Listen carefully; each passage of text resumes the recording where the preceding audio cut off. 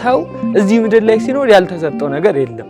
አገልጋይ በራሱ የሚመካ አይደለም። ስለዚህ አገልጋዮችም ስንሆን በተሰጠችን ነገር ላይ ልንረጋ ያስፈልጋል። ተማሪ ነን፣ ሰባኪ ነን፣ በሰንበት ትምህርት ቤትም በክህነትም አገልግሎት ያለን በሙሉ እንደ አንድ ሆነን ለቤተክርስቲያን ፈተና ሆነናል። እንደው ዝም ብለን ሰዎችን ብቻ የምንመራ ከሆነ ዋጋ የለንም። ፍቅርን እንደ ክርስቶስ ትህትናን ደግሞ ከማርያም ያልተማረ አገልጋይ አይደለም።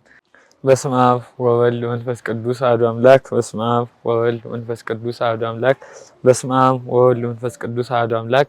የተከበራችሁ የቀጨኔ ደብረ ሰላም መድኃኔዓለም ወደብረ ትጉሃን ቅዱስ ገብርኤል ፍኖተ ሕይወት ሰንበት ትምህርት ቤት አባላት ምእመናን ሁላችሁም በተወደደው በልዑል እግዚአብሔር ስም እንደምን ቆያችሁ? አሜን። የአባቶቻችን አምላክ ልዑል እግዚአብሔር ስሙ የከበረና የተመሰገነ ይሁን። እግዚአብሔርን ያየንባት እግዚአብሔርን የወለደችልን ቅዱስ መስቀሉ ቅዱሳን ሐዋርያት ደናግል መነኮሳት ሰማዕታት ሁሉም እንደየማረጋቸው ስማቸው የከበረና የተመሰገነ ይሁን። እግዚአብሔር ቢወድና ቢፈቅድ በዛሬው መርሃ ግብራችን የአብይ ጾም 6ኛ ሳምንት የሆነውን ገብርኄርን መሰረት አድርገን አጠር ላሉ ደቂቃዎች ቃል እግዚአብሔር የምንነጋገር ይሆናል። የምንማማርበት የትምህርታችን ርዕስ በማቴዎስ ወንጌል ምዕራፍ 25 ከቁጥር 21 ላይ ባለ ኃይለ ቃል መሰረት ምንነጋገር ይሆናል። ኃይለ ቃሉ አንተ በጎ ታማኝ ባሪያ በጥቂቱ ታምናሃልና በብዙ እሾምሃለሁ በሚል ኃይለ ቃል እንማማራለን ማለት ነው። ለመምህራን ለሊቃውንት ሚስጥሩን ማስተዋሉን የገለጠች አምላክ ወላዲተ አምላክ ለኛ ሚስጥሩን ማስተዋሉን ትግለጥልን። እንግዲህ በዚህ በማቴዎስ ወንጌል ምዕራፍ 25 ላይ በዋናነት 3 መሰረታዊ ነገሮችን ጌታችን ኢየሱስ ክርስቶስ ለሐዋርያቱ አስተምሯል። የመጀመሪያው በእንተ ደናግል ጠባባት ብሎ 10ሩን ደናግል ሴቶች 5ቱ ሰነፎች 5ቱ ደግሞ ጠባባት ብሎ በምሳሌ መስሎ ስለ መንግስተ ሰማያት አስተምሯል። ሁለተኛ ደግሞ በዚሁ በማቴዎስ ወንጌል ላይ ምዕራፍ 25 ላይ ማለት ነው። በሁለተኛ ደረጃ ደግሞ ጌታችን ኢየሱስ ክርስቶስ 3 ሰዎችን አንስቶ አንድ ባለጠጋ ባሪያ ለሶስቱ ገንዘብን ሰጥቷቸው በዛ በገንዘብ አትርፈው ነግደው እንዲያተርፉና እንደዚሁም ደግሞ ይህንን ምሳሌ ተርጉሞ አስተምሯቸዋል። በሶስተኛ ደረጃ በእንተ ዳግም ምጽአት ደግሞ ብሎ ስለ ዳግም ምጽአት ዓለም ሲጠፋ ምን እንደሚሆን ምን እንደሚፈጠር ለሐዋርያቱ አስተምሯል ማለት ነው። በዚህ በ6ኛው ሳምንት የአብይ ጾም ሳምንት ደግሞ ጌታችን በዚህ በማቴዎስ ወንጌል ምዕራፍ 25 ላይ ባለው ቃል መንግስተ ሰማያት ብሎ እንዲህ ይላል። ኃይለ ቃሉን የተወሰነ ለማንበብ እንሞክርና ትምህርታችንን መስመር ብናስይዝ ይሆናል። ሲጀምር ከቁጥር 14 ላይ መንገድ እንደሚሄድ አገልጋዮቹን ጠርቶ ሊያተርፉበት ገንዘብንም እንደሰጣቸው ሰው እንዲሁ ይሆናል። ለእያንዳንዱ እንደየችሎታው ለአንዱ 5 ለአንዱ 2 ለአንዱም 1 ሰጠው ብሎ ኃይለ ቃሉን ይጀምራል። እንግዲህ በዚህ ምዕራፍ ላይ በዋናነት ጌታችን ለሐዋርያቱ መስሎ ያስተማራቸው አንድ ባለጠጋ ሰው መንገድ ሊሄድ ባሰበ ጊዜ በቤት ውስጥ ላሉ ባሮች በቤት ውስጥ ላሉ አገልጋዮች ገንዘብን ሰጥቷቸው እንደየአቅማቸው እንደየችሎታቸው ገንዘብን ሰጥቷቸው በዛ በገንዘብ አትርፈው ነግደው እንዲጠብቁት ትእዛዝ ሰጥቷቸው ይሄዳል። ለአንደኛው 5 ዲናር፣ ለአንደኛው 2 ዲናር፣ ለአንደኛው ደግሞ 1 ዲናር እንደሰጠው ምሳሌ መስሎ ነግሯቸዋል። ይህንን ስንጠቀልለው በአጠቃላይ ጌታችን ኢየሱስ ክርስቶስ በዚህ በማቴዎስ ወንጌል ምዕራፍ 25 ላይ ከቁጥር 14 ጀምረን ስናነብ ያስተማረው ስለ አገልግሎት ስለ አገልጋይነት ነው። በአጠቃላይ የትምህርቱ ማዕከላዊ ርዕስ የሚሆነው ይሄ አገልጋይነት የሚለው ነው። ከስሙ ትርጓሜ ስንነሳ ገብርኄር የሚለውን ቅዱስ ያሬድ በጾመ ድጓው ላይ የ6ኛውን ሳምንት ገብርኄር ብሎ ተርጉሞታል። ገብር ማለት አገልጋይ ማለት ነው። ስለዚህ ገብርኄር ታማኝ የሆነ አገልጋይ በጎ የሆነ አገልጋይ ማለት ነው። ስለዚህ አገልጋይ በጎ አገልጋይ አለ፣ መጥፎ አገልጋይ አለ ማለት ነው። ጌታችን ግን በዚህ በቁጥር 21 ላይ እነዚህን ዲናር ከሰጣቸው ሰዎች ውስጥ 2ቱን አንተ በጎ ታማኝ ባሪያ ብሎ ጌታችን አመስግኗቸዋል። ስለዚህ በጎ አገልግሎት በጎ ስራ ጌታችን የሚያመሰግነው ጌታችን የሚወደው በጎ አገልግሎት ምን እንደሆነ እንመካከራለን እንማማራለን ማለት ነው። እንግዲህ በዚህ በገብርኄር ሳምንት እንዳጠቃላይ ስለ አገልጋዮች የምንማማርበት የቤተክርስቲያናችን ሰፊ ክፍል ነው። እንግዲህ በቤተክርስቲያን በዚህ ዓመት በእኛ ጊዜ ትልቁ ፈተና የአገልጋዮች ወይም ደግሞ እኛ ዘማሪ ነን ሰባኪ ነን በሰንበት ትምህርት ቤትም በክህነትም አገልግሎት ያለን በሙሉ እንደ አንድ ሆነን ለቤተክርስቲያን ክርስቲያን ፈተና ሆነናል። ራሳችንን ልንመለከት ራሳችንን ልንጠይቅ ያስፈልጋል። ጌታችን ያመሰገነው ሁለቱን ሰው ብቻ ነው። 5 ዲናር የሰጠውና 2 ዲናር የሰጠውን ብቻ ነው ያመሰገነው። አንደኛውን ግን ሳያመሰግነው ቀርቷል።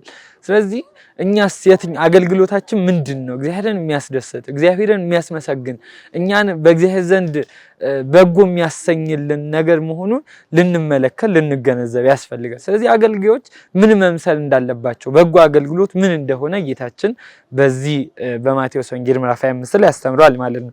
ስለዚህ ለትምህርታችን እንደ ማስኬጃም እንደ ማዕከላዊ ግብዓት በጾመ ድጓው ላይ ቅዱስ ያሬድ የገብርኄርን ሲጽፍ መዝሙሩን ሲጽፍ ምን ይላል?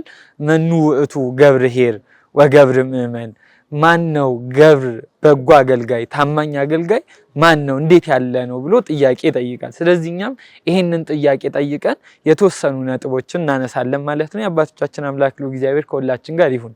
እንግዲህ በዚህ በቅዱስ ያሬድ ትምህርት ወይም ቃል መሰረት በጎ አገልጋይ ምንድነው? በመሰረቱ አገልጋይስ ምን ማለት ነው ካልን እንደ የተወሰኑ ነጥቦችን እናንሳ። የመጀመሪያው አገልጋይ ወይም ደግሞ አገልግሎት ማለት ምንድነው ካልን አንደኛ አገልግሎት መመረጥ ነው። አገልጋይ ለሁሉም ይሰጥ አይደለም።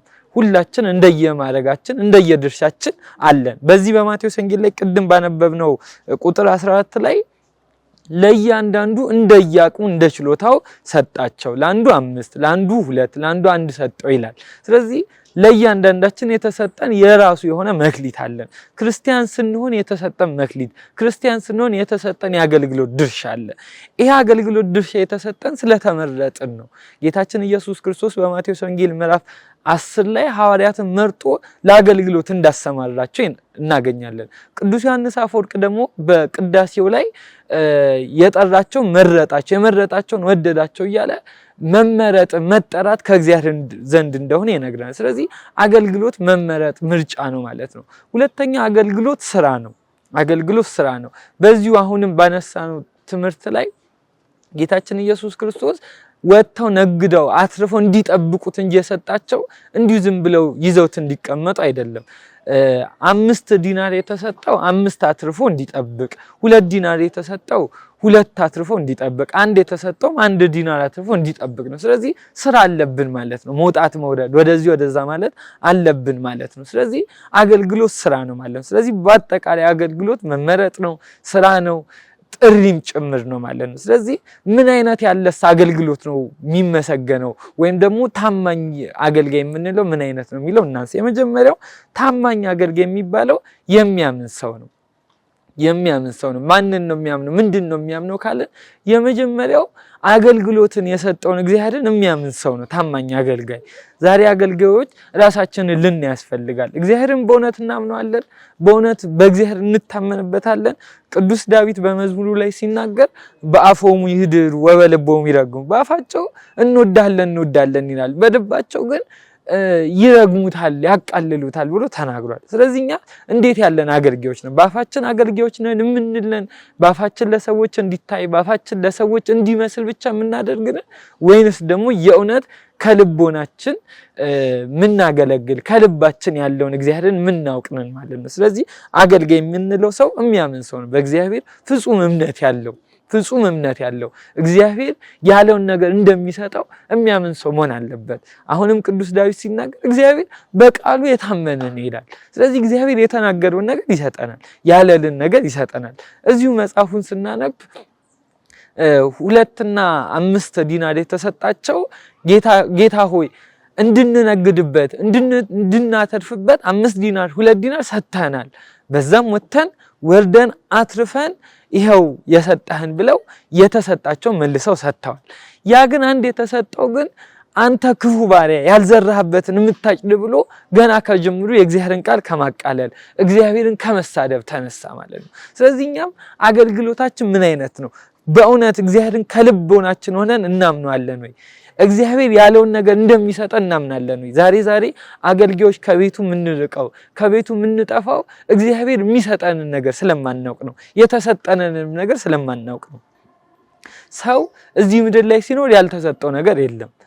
በህይወት ዘመኑ ሁሉን ሰጥቶታል። እሱ ብቻ አይደለም እግዚአብሔር ነፍሱን ሰጥቶን የለ ህይወቱን ሰጥቶን የለ። ስለዚህ ምድራዊውን ነገር አያስቀርብንም።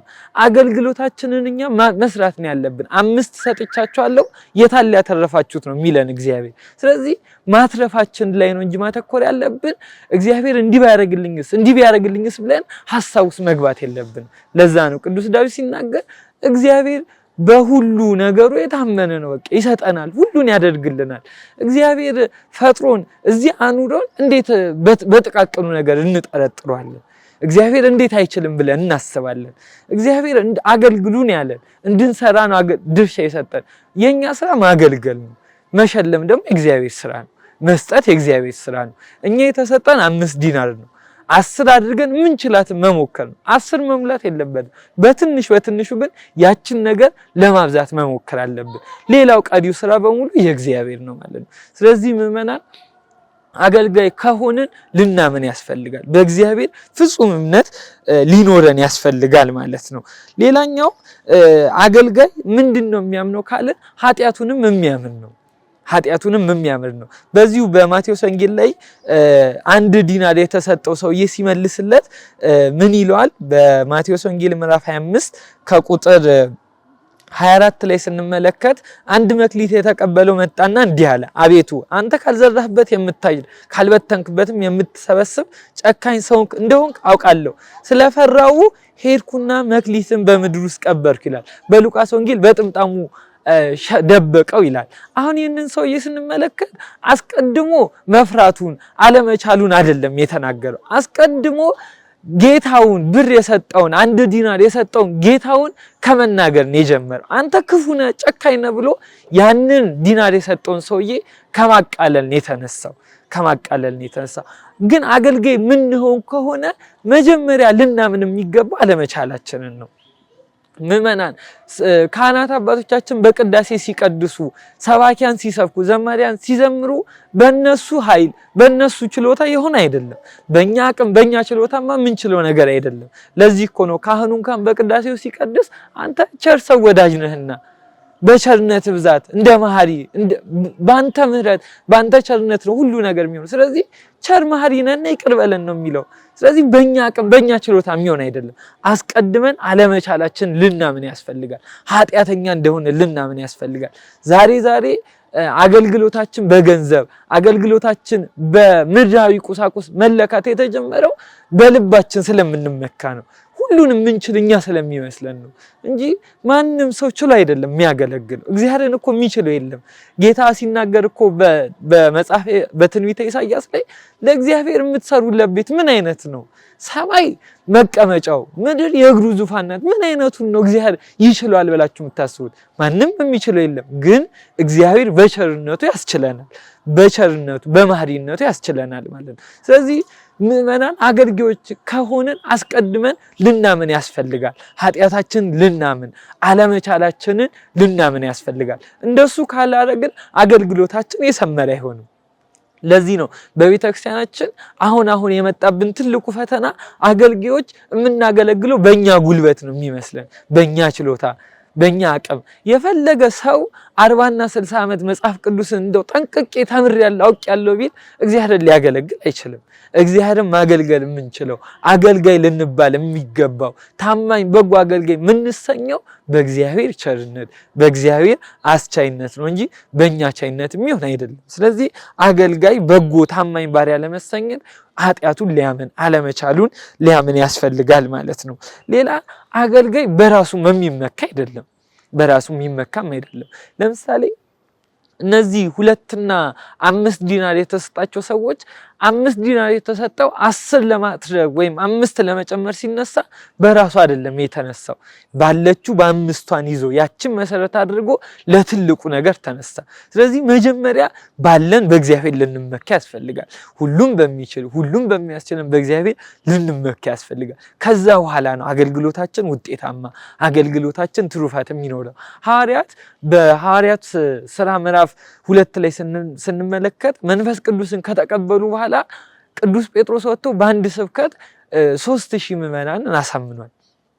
መጽሐፉን ስንመለከት አሁን ላይ ደግሞ ይሄው በየአጥቢያው በየአድባራቱ ስብከት ይሰበካል፣ ትምህርት ይሰጣል። ለምንድነው ምዕመናንም መለወጥ ቆራቢ ምዕመናን ያልበረከቱት ያልበዙት ካለ ሰባኪው መምህሩም የሚሰብከው በሱ ኃይል በሱ አቅም ነው የሚመስለው። ስለዚህ የስብከት መንገዳችንን የዝማሬ መንገዳችንን የአገልግሎት ሁኔታችንን በዛ እየገመገምነው በዛ እየለካ ነው መተናል። ስለዚህ ግን አገልግሎት በእኛ አቅም የሚመካ በእኛ የሚሆን አይደለም። ለዚህ ነው ቅዱስ ጳውሎስ በሁለተኛ ቆሮንቶስ ምዕራፍ 10 ከቁጥር 17 ላይ ሲናገር የሚመካ በጌታ ይመካ ይላል። በጌታ ይመካ። መመካት የሚገባው ድጋፍ ብርታት ማድረግ የሚገባው ጌታን እግዚአብሔር እንደሆነ ይናገረናል። ያቺ ሳሙኤል ቅድስት ሐናም ስትናገር በመጽሐፈ ሳሙኤል ላይ ይትመካ ባኤል በብዕሉ ሀብታም ነኝ የሚል በኃይሉ በገንዘቡ በሀብት ብዛት አይመካ። ይትመካ ጠቢብ በጥበቡ ጠቢብም ሰው በጥበቡ ጥበብ አለኝ ትምህርት አለኝ እውቀት አለኝ ብሎ አይመካ። መመካትስ የሚገባ መመካትስ ያለብን በእግዚአብሔር ነው ብላ ትነግረናለች። ስለዚህ መመካት የሚገባ በእግዚአብሔር ነው። አገልግሎታችን እኛ የምንከብርበት እኛ ሰዎች በእኛ ላይ ያላቸውን እምነት የምናሳድርበት ሳይሆን እግዚአብሔርን የሚያዩበት እግዚአብሔርን እንዲመለከቱ የምናስደርግበት ነው እንጂ የኛን አቅም የኛን ችሎታ የምናሳይበት አይደለም። ስለዚህ በጎ ታማኝ አገልጋይ የምንለው ሰው የመጀመሪያው ነገር ኃጢአቱን የሚያምን በእግዚአብሔር የሚያምን በወልደ እግዚአብሔር የሚያምን እንደዚሁም ደግሞ በእግዚአብሔር የሚመካ ነው ማለት ነው። ወደ ሁለተኛው ነጥብ ስንሄድ ደግሞ በጎ አገልጋይ ምንድነው ካልን ወይም ደግሞ ምን አይነት ያለ ነው ካልን የሚጸና ነው። የሚጸና እንግዲህ አንድ ነገር ጸና የሚባለው ባለበት ቦታ ላይ መቆም ሲችል ምንም ነገር ቢመጣ ማያንቀሳቀሰው ማይገፋ ከሆነ ያ ነገር የጸና ባለበት የረጋ እንደሆነ እንመለከታለን። ስለዚህ አገልጋይ ነኝ የሚጸና መሆን አለበት። እነዚህን 3 ሰዎች ስትመለከቷቸው 5 ዲናር የተሰጠው አትርፎ ነግዶ 5 ለማምጣት እንደው ዝም ብሎ ያመጣው ነገር አይደለም። 5 ዲናር ለማግኘት ረጅም ዓመት መልፋት ረጅም ጊዜ መጠበቅ ያስፈልጋል። ለምሳሌ በንግድ ዓለም ላይ ስንመለከት አንድ ነጋዴ 100,000 ብር ኢንቨስት አድርጎ ስራ ቢጀምር በአንድ 100,000 ብር አይመጣም። ያቺን 100,000 ብር ለማግኘት ምናልባት 2-3 ዓመት ሊጠብቅ ይችላል። ሳይናወጽ ሳይቆይ ሳይበታተን ግን እዛች የጀመራት ነገር ላይ መቆየት ከቻለ ያ ሰው ትርፋማ ይሆናል። ነጋዴ እንዲህ ነው ሊያተርፍ የሚችለው እንጂ ገና ለገና ሲጀምረው በአንድ 100,000 ብሩን አላገኘውም ብሎ ወደዚህ ወደዛ የሚል ከሆነ ንግዱ ይከስርበታል። ያወጣውንም ብር መመለስ አይችልም። ስለዚህ አገልጋይም ሊያተርፍ የሚችለው በእግዚአብሔር ዘንድ ሊከብር ሊመሰገን የሚችለው ባለበት ሲጸና ነው። በተሰጠው ነገር ላይ ሲጸና ነው። ዛሬ አገልጋዮች ሁሉ ቦታ አሉ። ስብከቱ ላይ ያሉ ዘማሪዎችም ዝማሬው ላይ ያሉ ደግሞ ሌላም ይሄ አሁን አገልግሎታችን በዛብንና የትኛው እንደምንሰራ አናውቅም። ለምሳሌ አሁን ባነሳውላችሁ ምሳሌ ነጋዴ ንግድ ሲጀምር በአንድ 5-6 ነገር አይጀምርም። አንድ ነገር ነው የሚጀምረው። ለምሳሌ ነጋዴ ሱቅ ሻጭ ከሆነ መጀመሪያች የጀመራትን ሱቅ በደረቴ ከሆነች እዛች ላይ ሊያተኩር ያችን አድምቶ ሊሰራ ያስፈልጋል። ያኔ ነው ትርፋማ የሚሆነው። ስለዚህ አገልጋዮችም ስንሆን በተሰጠችን ነገር ላይ ልንረጋ ያስፈልጋል። በዛች በተሰጠችን ነገር በርትተን ጠንክረን ልንሰራ ያስፈልጋል ማለት ነው። ስለዚህ አገልጋይ የሚጸና ነው። አገልግሎት ወይም አገልጋይ የምንለው ሰው በራሱ ፈተና አለበት። እነዚህን ፈተናዎች እንደው በ3 ከፍለን እንመልከት። የአባቶቻችን አምላክ ለእግዚአብሔር ከሁላችን ጋር ይሁን። እንግዲህ አገልጋዮች በዋናነት ከ3 ወገን ፈተና ይመጣባቸዋል። የመጀመሪያው የሚመጣባቸው ፈተና ከራሳቸው የሚመጣ ፈተና ነው። ይሄ ከራስ ማንነት ከውስጥ ፍላጎት የሚመነጭ ነው። ለምሳሌ አገልጋዮች በዘመናችን ብዙዎች አገልጋዮች በገንዘብ ራሳቸውን ያታልላሉ። የሚሰጡትን አገልግሎት በገንዘብ ይተምኑለታል። ይሄ ገንዘብ ከመውደድ ውስጣቸው ካለ የንዋይ ፍቅር የተነሳ የሚመጣ ነው። ስለዚህ አገልጋዩ ከውስጡ ባሉት ማንነቶች ፈተኖች ይገጥሙታል። አገልጋዩ ክፉ ማንነት ካለው ከውስጡ የፈለገ ፊት ለፊት የሚሰራው ለታይታ የሚያደርገው ነገር በጎ ቢሆንም ግን የአገልጋይ መልሶ ክፋቱ የሚወጣበት ይሆናል ማለት ነው። ስለዚህ አገልጋዮች ከውስጣቸው ከራሳቸው እጅጉን ፈተና ይገጥማቸዋል። ሁለተኛ አገልጋዮች ከቤተሰብ ይገጥማቸዋል ፈተና። በተለያየ አገልግሎት ዘርፍ ላይ ሲነሱ ከቤተሰባቸው ከልጃቸው ከእናት ከአባት ከሌሎችም ሰዎች ፈተናዎች ይገጥማሉ። ተው እንጂ ለምሳሌ ታስታውሱ ከሆነ ቅዱስ ኢዮብ በመጽሐፈ ኢዮብ ላይ ብዙ ፈተና ገጥሞታል። የኢዮብ ፈተና የኢዮብ አገልግሎቱ በትዕግስት መጽናቱ ነው። ስለዚህ ኢዮብ በምድር ሳለ ይሄንን የአገልግሎቱን አድማሱን ለመጨረስ 7 መሰረታዊ ፈተናዎች ገጥሞታል። ሀብት ንብረቱን አጥቷል፣ ሚስቱን አጥቷል፣ ልጆቹን አጥቷል፣ በጓደኞቹ ሳይቀር ተከዷል ኢዮብ። ኢዮብ ግን ለፈተና ወይም ደግሞ ለተሰጠው የአገልግሎት ድርሻ ጸንቶ መቆየቱ በኋላ ላይ በምዕራፍ 42 ላይ እግዚአብሔር በሰማያዊና በምድራዊያን በረከት ባረከው ብሎ የኢዮብን የአገልግሎቱን ፍጻሜ ያሳይቶናል። ስለዚህ አገልጋዮች ስንሆን ከቤተሰባችን፣ ከሚስታችን፣ ከልጆቻችን፣ ከጎረቤቶቻችን የሚመጣብን ፈተና ብዙ አለ። ለምሳሌ በቤተክርስቲያን ስናገለግል ሁሌ ቤተክርስቲያን የምንሄድ ሆነን ነገር ግን ስራ ከሌለን ጎረቤት ጓደኞቻችን አንተ እግዚአብሔር ትላለህ እግዚአብሔር መች ስራ ሰጠ ብለው ከእግዚአብሔር ጋር ሊያጣሉን ይነሳሉ። ይሄንን ልናልፈው ይገባል። አንዱ ፈተናችን ነው። ስለዚህ አገልጋዮች ከቤተሰብ ፈተና ይገጥማቸዋል። ሶስተኛው ከአጋንንት ደግሞ የሚመጡ ፈተናዎች አሉብን ማለት ነው። ቅዱስ ጴጥሮስም ቅዱስ ጳውሎስም እንደተናገሩት ውጊያችን ስጋ ከለበሱ ሰዎች ጋር አይደለም። ስጋ የለበሰንስ እንደው በትግልም በምንም ልናሸንፈው እንችላለን። ግን ረቂቃን ከሆኑ ሊውጠን እንደተዘጋጀ እንዳንበሳ እንደተራበ አንበሳ ሆነው እየጠበቁን ያሉ አጋንንትን ግን እኛ ማሸነፍ አንችልም።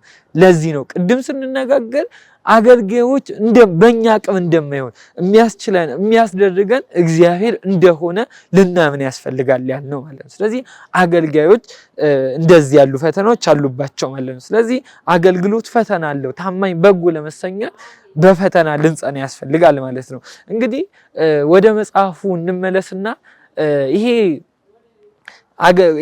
ጌታ ለነዚህ ለሶስቱ እንደየአቅማቸው እንደየድርሻቸው ሰጥቷቸዋል። 5 ዲናር 2 ዲናርና 1 ዲናር ሰጥቷቸዋል። አሁን እነዚህን ሰዎች ስትመለከቱ ጌታው ብር የሰጣቸው ወይም ያንን ዲናር የሰጣቸው እንዲያተርፉበት ነግደው ከሰጣቸው በላይ አድርገው እንዲጠብቁት ነው።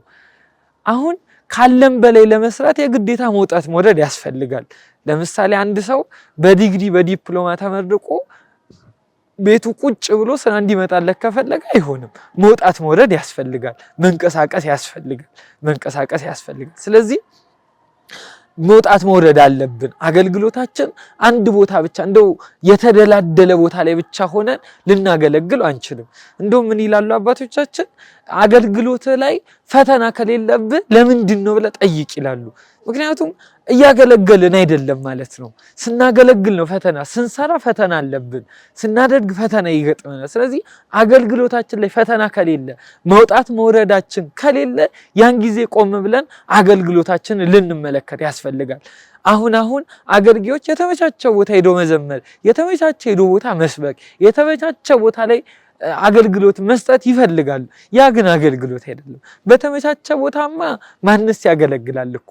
እንኳን እኛ አይደለንም ሌሎቹም በተመቻቸ ቦታ ላይ ያገለገሉ ነው። ማገልገል በሚከብደው ቦታ ላይ ነው። ሐዋርያትንም ክርስቶስ ይልካቸው ወደ ሰላማዊ መንደር አይደለም የላካቸው። በዚህ በማቴዎስ ወንጌል ምዕራፍ 10 ላይ እንደ በግ በተኩላ መካከል እልካቸዋለሁ አላቸው። እንደ በግ በተኩላ መካከል። እንግዲህ ይታያችሁ፣ ተኩላ በግን ካገኘ ይነጥቃታል፣ ይበላታል፣ ይወስዳታል። ስለዚህ ጌታም የላከንኛ በተኩላዎች መካከል ነው ማለት ነው። ስለዚህ አገልግሎት ስናገለግል የምንሄደው በተመቻቸ መንገድ ላይ አይደለም። እንደ ተኩላ ክፉ ሆነው የሚነጥቁን ከመንገዳችን ሊያሳስቱን የሚተጉ ብዙ ጠላቶች ብዙ ፈተናዎች ይገጥሙናል። ስለዚህ ይህንን ፈተና ልናልፍ ያስፈልጋል ማለት ነው። ለዚህ ነው ጠቢቡ ሰለሞንም ሲናገር ጻድቅ 7 ጊዜ ይወድቃል 7 ጊዜ ይነሳል አለ። ጻድቅ ያገለግላል፣ እለት ስራዎችን ይሰራል። ጻድቅ ግን ሲወድቅ በቃ ወድቅ ያለው ብሎ አይቀርም፣ ደግሞ ድጋሚ ይሞክራል፣ ደግሞ ድጋሚ ይወድቃል። አንድ አባት በመጽሐፈ መነኮሳት ላይ አንድ ልጃቸው ጥያቄ ጠይቃቸዋል። ምን አላቸው? እንደው በገዳም ስትኖሩ እንዴት ትኖራላችሁ? እንዴት ባለ መልኩ ትኖራላችሁ አላቸው። በገዳም ስንኖር አሉት እኛ አባት በገዳም ስንኖር እየወደቅን እየተነሳን ደግሞ እንደገና እየወደቅን ደግሞ እንደገና እየተነሳን እንኖራለን አሉት። ስለዚህ አገልግሎታችን ላይ መውደቅ መነሳት ይገጥመናል። ስንወርቅ ካልተነሳን ያን ታማኝ አገልጋይነታችን በጎ አገልጋይነታችን ይቀራል ማለት ነው። ስለዚህ እግዚአብሔር እንዲያመሰግነን በአገልግሎታችን በረከት እንድናገኝ አስቀድመን መውደቅ መነሳት እንዳለበት ልናውቅ ያስፈልጋል ማለት ነው። ስለዚህ መውደቃችን ምንም ነው። ለዚህ እኮ ነው አባቶች ሲናገሩ መውደቅ ሰዋዊ ነው። ሰው ይወድቃል፣ ይሳሳታል። ወድቆ መቅረት ግን ሰይጣናዊ ነው። ወድቆ የቀረ ሰይጣን ብቻ ነው። ወድቆ ግን የተነሳ ግን አዳም ነው። ስለዚህ ሰው ይወድቃል፣ ይነሳል ማለት ነው። ስለዚህ አገልግሎታችን መከራ ፈተና አለበት። በዚህ ፈተና ውስጥ ልንጸና ልናስፍ ያስፈልጋል። ለዚህ ነው ቅዱስ ጳውሎስም ለጢሞቴዎስ ሲነግረው አንተ ግን ባወቅከው ነገር ጸንተህ ኑር ብሎታል። መከራ ቢገጥምህም ምንም ቢመጣብህ በዛች ባወቅካት ነገር ላይ ልጸና ያስፈልጋል። ዛሬ አዳዲስ ትምህርቶች ሲመጡ የምንሸበረው እኮ ለዚህ ነው። በተሰጠችን በትንሿ ትምህርት ስላልጸናን ነው። ስለዚህ ልንጸና ያስፈልጋል ማለት ነው። አገልግሎት ፈተና አለው። ለዛም ደግሞ ልንዘጋጅ ያስፈልጋል ማለት ነው። በፈተና ውስጥ ደግሞ ምንጸና ሰዎች ደግሞ እንዴት ያለን ሰዎች ነን ስንል ሐዋርያው ቅዱስ ያዕቆብ በመልእክቱ ምዕራፍ 1 ከቁጥር 12 ላይ ሲናገር በፈተና የሚጸና ሰው የተባረከ ነው ይላል። መፈተናችን አይቀርም።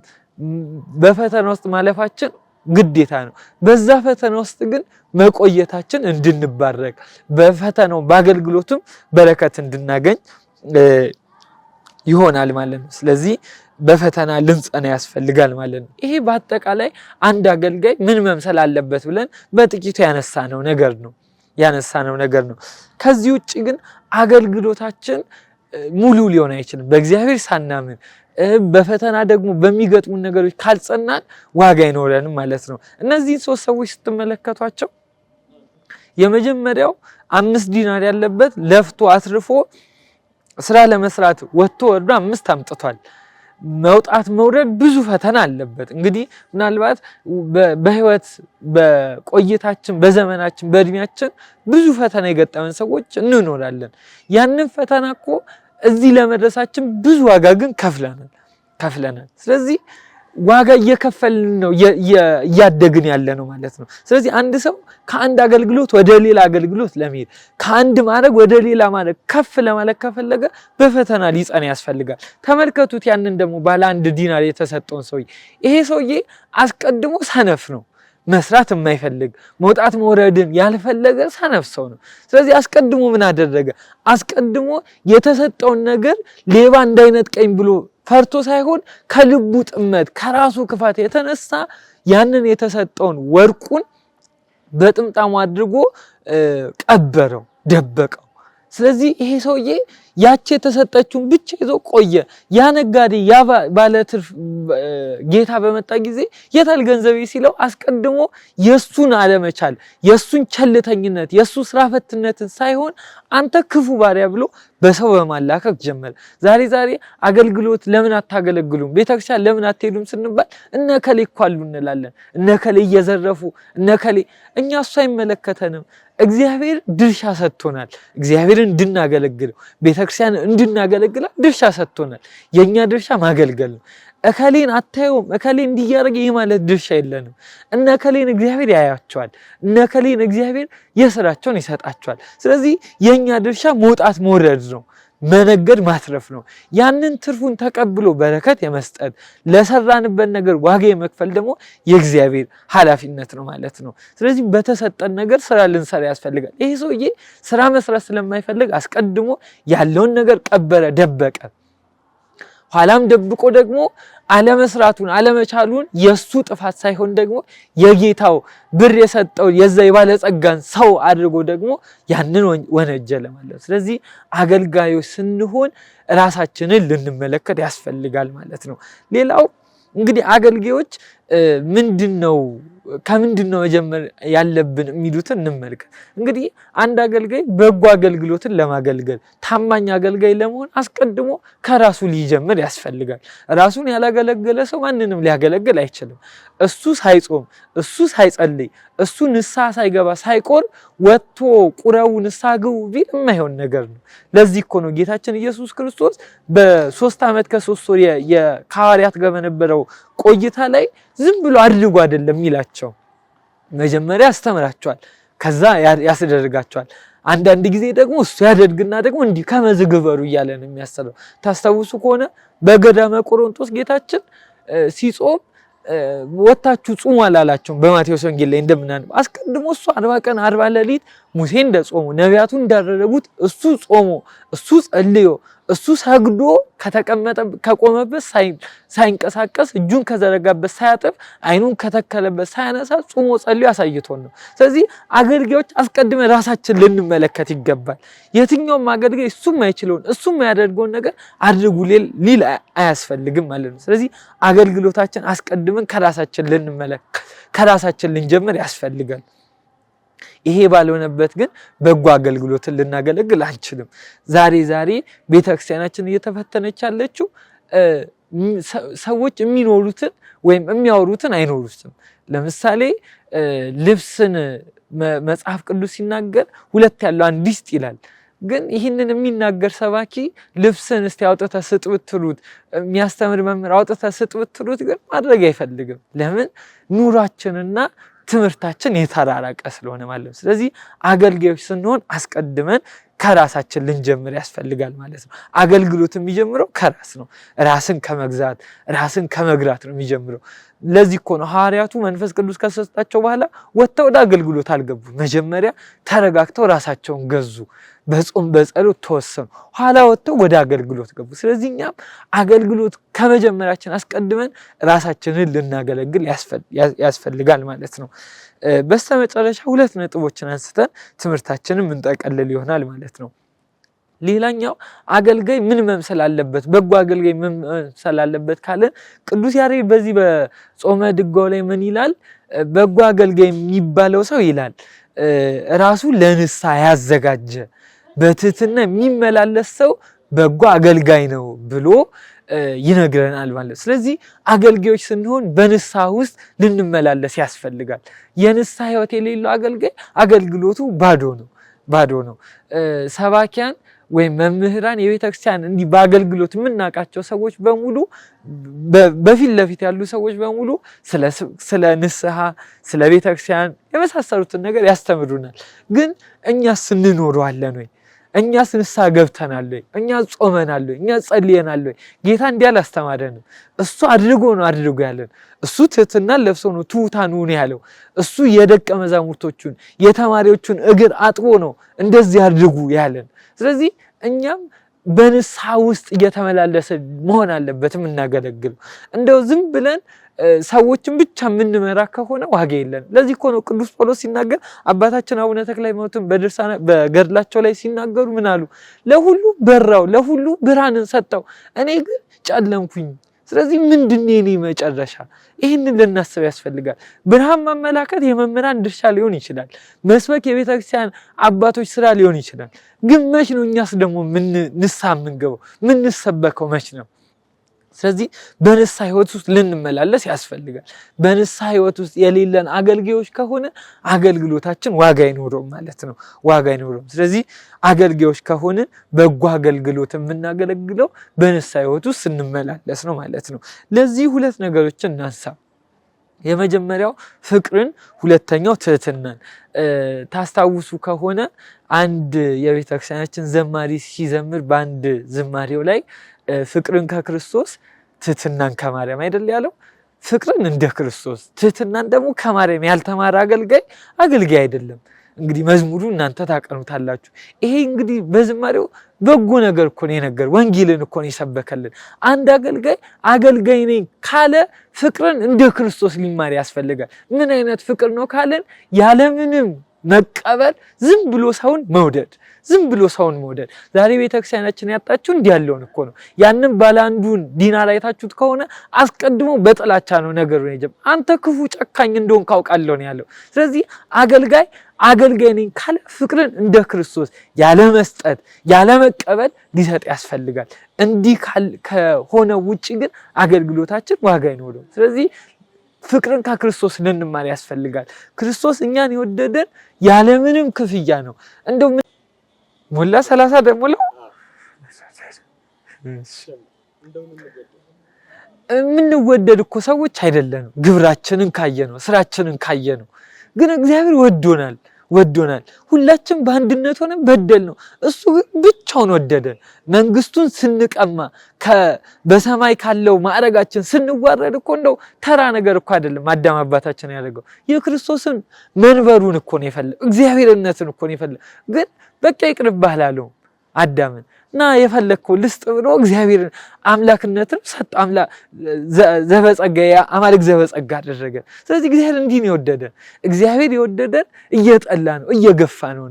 በዕለተ ዓርብ እኮ አይሁድ እያዳፉ እያንገላቱ እኮ ሲወስዱት ጌታ አልጠላቸውም እኮ። እንዳጠፉኝ ላጥፋቸው አላለም፣ እንደመቱኝ ልምታቸው አላለም። አባቱ የሚያደርጉትን አያውቁምና ይቅር በላቸው ስር ይሎም ኃጢአታቸውን ተውላቸው ነው ያለው።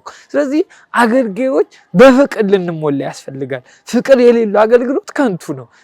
ቅዱስ ጳውሎስም እኮ ደጋግሞ ተናግሯል እኮ ፍቅር ከሌለኝ የመላእክት ልሳን እንኳን ተሰጥቶኝ፣ መላእክት የራሳቸው መነጋገሪያ ቋንቋ አላቸው ይላሉ አባቶቻችን። እሱ ቋንቋ እንኳን ተሰጥቶኝ መናገር ብችል፣ እንደ ነቢያት የትንቢትን ቃላት መናገር ብችል፣ ኃላፊያቱን መጻያት ማወቅ ብችል፣ ሁሉ ነገር እንደው ተሰጥቶኝ ፍቅር ግን ከሌለኝ እንደሚጮህ ጽናጽን ነኛል። እንግዲህ ጽናጽን ብቻውን ዝም ብሎ ቢጮህ ጆሮ ያማል፣ ጆሮ ያሳምማል፣ ይረብሻል። ስለዚህ ሰው ዝም ብሎ ቢጮህ ምን ቢያደርግ ፍቅር ከሌለ ዋጋ የለውም። ቤተክርስቲያን አገልጋዮች ፍቅር ያስፈልገናል።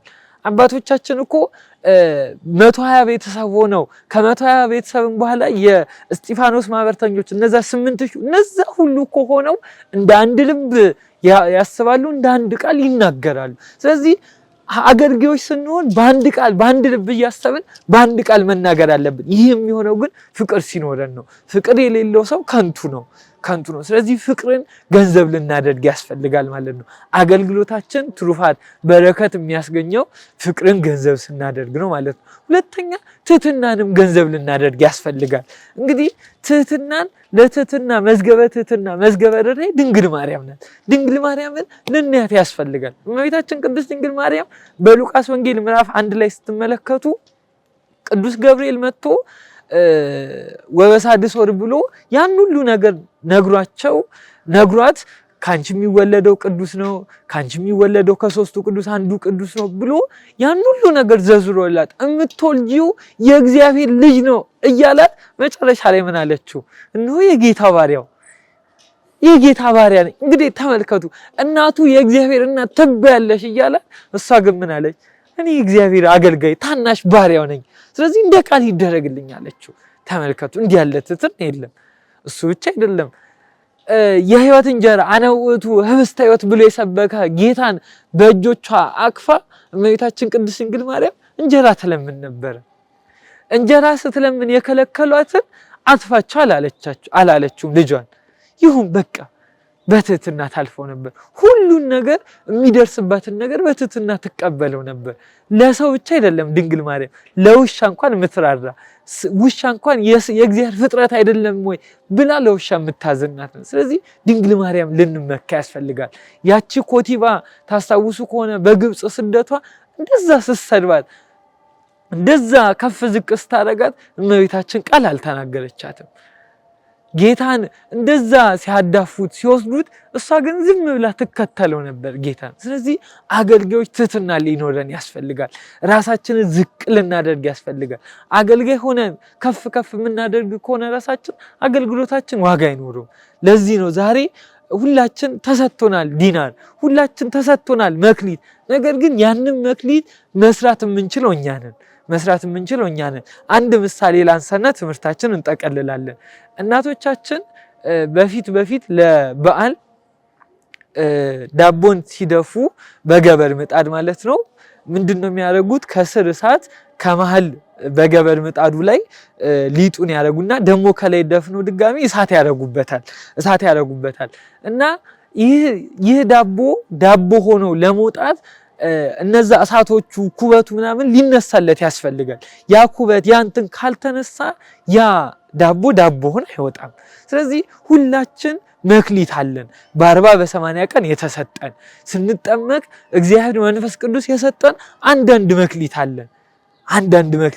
ያቺ የተሰጠችን መክሊት ልንጠብቃት ያስፈልጋል። ያ መክሊት ግን ስራ እንዲሰራ አስቀድመን እኛ ዝግጁ ልንሆን ያስፈልጋል። ኃጢአታችንን ልናምን በወልደ እግዚአብሔር ልናምን በሚገጡን ፈተናዎች ደግሞ የምንጸና ሊሆን ያስፈልጋል ማለት ነው። ከሁሉ በላይ ግን በዚህ በገብርኄር ሳምንት አገልጋዮች ትህትናን ገንዘብ የምናደርግበት ፍቅርን ገንዘብ የምናደርግበት ሊሆን ያስፈልጋል ማለት ነው።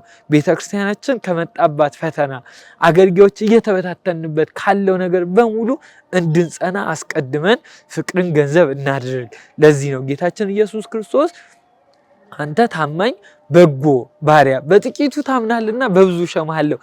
በስተመጨረሻ ይሄ ባለጸጋ ሲናገር በጥቂቱ ታምናልና እንግዲህ ተመልከቱት 5 ያለውንም 2 ያለውንም በጥቂቱ ታምናችሁልኛልና በብዙ ሾማችኋለሁ አለ። በጥቂቱ ስንታመንለት እግዚአብሔር በብዙ ይሾመናል። በጥቂቷ በትንሹ አገልግሎታችን ከታመንለት ለምሳሌ ትንሹ አገልግሎት መማር ነው። በመማራችን ከጸናን በመማራችን ትሩፋትን ካበዛን ያቺን መማራችንን እግዚአብሔር ቆጥሮ በብዙ ይሾመናል፣ በብዙ ይሸልመናል። እዚህ በምድር የምንሰራቸው ጥቂት ነገሮች ኋላ በመንግስተ ሰማያት ትልቁን ፍስሐ ደስታ ይሰጠናል ማለት ነው። በዚህ በጾመ ድጓው ላይ ቅዱስ ያሬድ ሲናገር አሁንም እንዲህ ያለውን አገልግሎት በአትሕቶ ርእስ ያለውን ታምኖ ኃጢአት ያለውን ኃጢአቱን ያመነውን እንዲሁ ሁሉ የሆነውን ሰው እግዚአብሔር በሰው እጅ ያልተሰራች በሰው ዓይን ያልታየች መንግስተ ሰማያትን ይሰጠዋል ብሏል። ስለዚህ አገልጋዮች ራሳችንን ተመልክተን በፍቅር በትህትና በንስሐ ሕይወት ተመላልሰን በአገልግሎት ከብረን የእግዚአብሔር የመንግስት ወራሾች የክብሩ ቀዳሾች ያድርገን። አገልግሎታችንን ይባርክልን። ወስብሐት ለእግዚአብሔር ወወላዲቱ ድንግል ወለመስቀሉ ክቡር። ይቆየን።